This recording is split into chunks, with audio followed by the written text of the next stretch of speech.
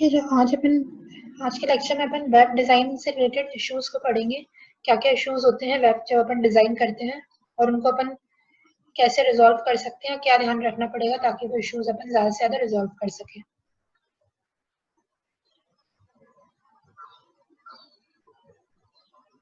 सबसे पहले web design issues कौन कौन से। Various website design issues which influence the performance of websites are.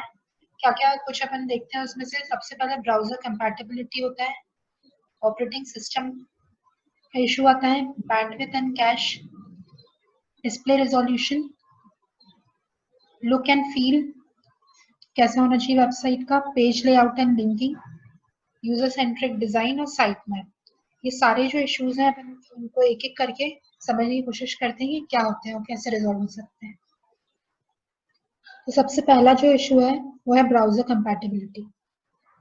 Browser compatibility का मतलब क्या है। देखो, अब जो भी अपन वेबसाइट अपन जब डिजाइन करेंगे या वेब पेजेस डिजाइन करते हैं जब, तो browser compatibility determines the website behaviour on different browsing platform. जो यूजर्स होते हैं वो हर एक यूजर जो है डिफरेंट डिफरेंट प्लेटफॉर्म्स पे ब्राउजर्स के वर्क करता है। किसी के कंप्यूटर में क्रोम रहता है, किसी कोई इंटरनेट एक्सप्लोरर, कोई मोजिला, कोई ऑपरा। ये सब अलग अलग क्या करते हैं, ब्राउजर्स अपने यूजर्स के सिस्टम पे रहते हैं। तो क्या एक इशू आता है कि जब भी कोई वेबसाइट डिजाइन कर रहे हैं तो वो किस ब्राउजर पे, हर एक ब्राउजर का उन वेबसाइट्स को हैंडल करने का एक अलग वे होता है। तो इसमें एक इशू आता है ये कि जब भी आप वेबसाइट अपन डिजाइन कर रहे हैं तो वो इस तरह से डिजाइन हो ताकि जो कॉमनली यूज ब्राउजर है यूजर्स के पास, उस पे सब पे एक जैसा वर्क करे। ऐसा नहीं हो कि जैसे कोई वेबसाइट अपन ने डिजाइन करी है वो क्रोम पे कुछ और तरह से वर्क कर रही है, उसमें कलर फॉन्ट्स कुछ क्रोम पे अलग दिख रहे हैं, मॉजिला पे अलग दिख रहे हैं, या फिर मॉजिला पे कुछ उसके पेजेस सपोर्ट ही नहीं कर रहे हैं। तो ब्राउजर कंपैटिबिलिटी में यही आएगा कि जितने भी आप, अपन को पता है कि आज डिफरेंट नंबर ऑफ ब्राउजर्स यहाँ पे अवेलेबल है, तो एक ये डिफिकल्ट टास्क हो जाता है डिजाइनर के लिए कि वो सारे वेबसाइट जो है अपनी इस तरह से डिजाइन करे ताकि वो सिमिलर बिहेवियर रखे हर एक मल्टीपल प्लेटफॉर्म पे। तो एक इशू ये है सबसे पहला कि ब्राउजर कंपैटिबिलिटी, कि जो भी आपका ब्राउजर्स है वो आपकी जो वेब मास्टर है, डिजाइनर है, वो इस तरह से डिजाइन करे जो कि वेबसाइट हर एक ब्राउजर पे सिमिलरली वर्क करे। तो ये एक इशू आता है सबसे पहला ब्राउजर कंपैटिबिलिटी का। नेक्स्ट जो इशू है वो है ऑपरेटिंग सिस्टम का।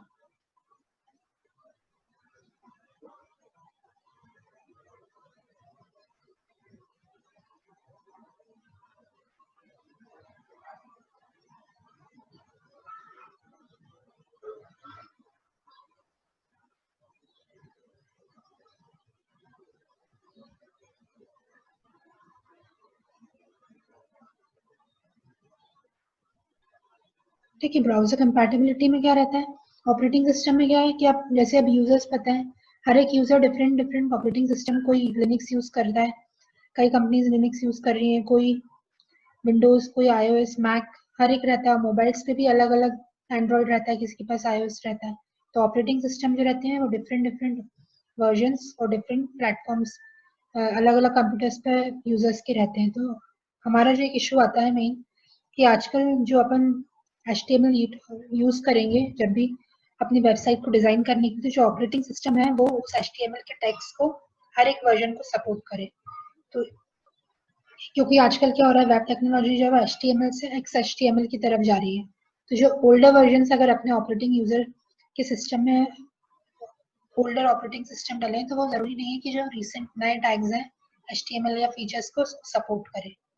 क्योंकि कुछ ब्राउजर्स जो हैं वो, जो ब्राउजर्स के थ्रू अपन वेबसाइट खोलेंगे वो किसी ऑपरेटिंग सिस्टम पे और की तरह से काम करेंगे, किसी दूसरे ऑपरेटिंग सिस्टम पे जैसे लिनक्स पे कुछ और तरह के ब्राउजर वो ऑपरेट करेगा, और वही वो ब्राउजर अगर अपन क्रोम पे खोलें तो कुछ और तरह से ऑपरेट करेगा।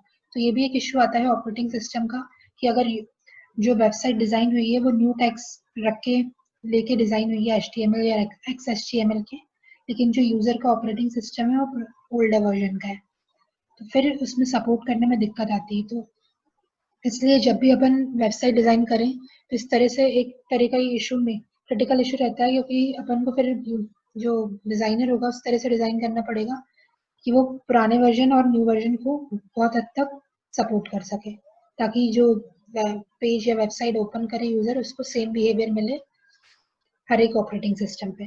तो नेक्स्ट जो इशू था ये ऑपरेटिंग सिस्टम का है। इसके बाद जो नेक्स्ट आता है वो है बैंडविड्थ एंड कैश।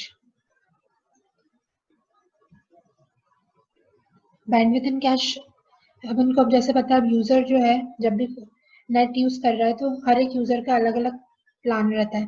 किसी नेट जो यूज करते हैं तो किसी को कुछ बैंडविड्थ रहती है, किसी की कुछ। तो एक इशू ये आता है कि जब भी अपन वेबसाइट डिजाइन कर रहे हैं तो अगर बहुत ज्यादा उसके अंदर इमेजेस या फिर वीडियोस ऐसे डाल देंगे जो कि बल्कि या हैवी होंगी, कंप्रेस करके नहीं डालेंगे, तो अगर किसी यूजर की लो बैंडविड्थ है तो क्या करेगा, बहुत ज्यादा एक्सेसिंग टाइम लेगा किसी वेबसाइट को ओपन करने के लिए, और ज्यादा टाइम लगेगा तो जो यूजर है उस वेबसाइट से मूव ऑन कर जाएगा दूसरी वेबसाइट पे।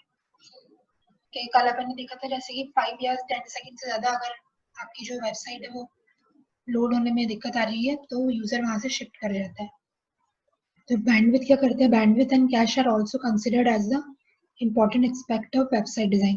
तो बैंडविड्थ और कैश है दोनों ही बहुत इंपॉर्टेंट एक्सपेक्ट से जब अपन वेबसाइट डिजाइन कर रहे हैं, तो क्योंकि यूजर के पास डिफरेंट डिफरेंट कनेक्शन स्पीड रहती है, तो इसलिए अगर ज्यादा अपन इमेजेस डाल देंगे तो लो बैंडविड्थ में वो ब्राउजर्स जो है वो बहुत टाइम लेगा वेबसाइट को ओपन करने के लिए।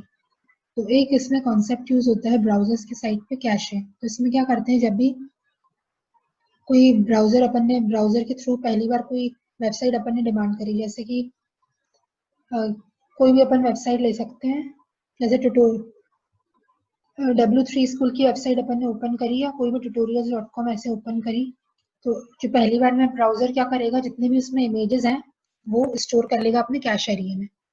तो जब नेक्स्ट टाइम अगर यूजर वही जैसे W3 स्कूल या ट्यूटोरियल्स पॉइंट फिर से खोलेगा तो उसके अंदर जो इमेजेस थी वो ब्राउजर के पास ऑलरेडी कैश में थी, अब वो डायरेक्ट सिर्फ HTML फाइल्स को डाउनलोड करेगा और यूजर को पूरा का पूरा पेज जो है वो शो कर देगा। तो इसलिए कैश जो है वो भी एक इम्पॉर्टेंट रोल प्ले करता है डिजाइनिंग इश्यूज के अंदर। तो बैंडविड्थ और कैश को ध्यान में रखते हुए वेबसाइट्स आप इस तरह से डिजाइन करें कि उसमें ज्यादा लो बैंडविड्थ पे भी आपकी वेबसाइट हर एक प्लेटफॉर्म पे बहुत अच्छे से वर्क कर सके।